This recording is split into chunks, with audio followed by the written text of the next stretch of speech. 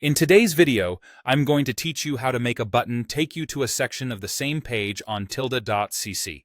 Let's dive right in. To start, open up your preferred web browser and type in Tilda.cc in the search bar. Make sure to click on the official website from the search results. This ensures that you're on the right platform where the magic happens. Once you are on the Tilda homepage, go ahead and log into your account. If you don't have an account yet, you'll need to create one, but today we'll focus on the steps assuming you already have access. After logging in, you'll be taken to your dashboard where you can manage all your projects. Navigate to the editor section of the project where you'd like to add this button. When you're in the editing mode, hover just below the mobile and desktop preview area and you'll notice a plus icon. Click on that icon.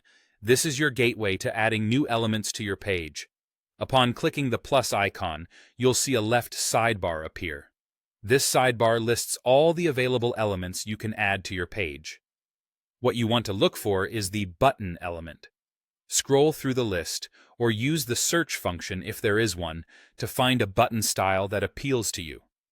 Once you've found one, simply click on it, and it will be added to your page.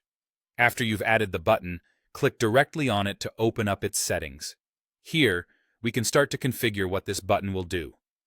Within these settings, locate the option to link the button to a block. Tilda conveniently shows small boxes with the block names for each section of your page, making it straightforward to select the right one. Choose the block you want the button to link to by clicking on it. Once you've selected the block, the link is established. But we're not quite finished yet.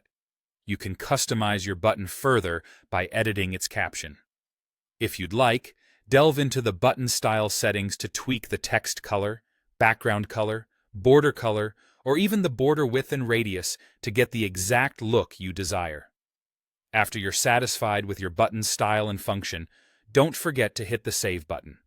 It's always a good idea to preview your changes to ensure everything looks and works as intended. Once you're happy with it, go ahead and publish your page to make the changes live for everyone to see. And there you have it.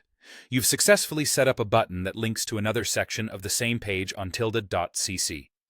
Thanks for watching, and I hope this helps you in creating seamless navigation experiences for your website visitors.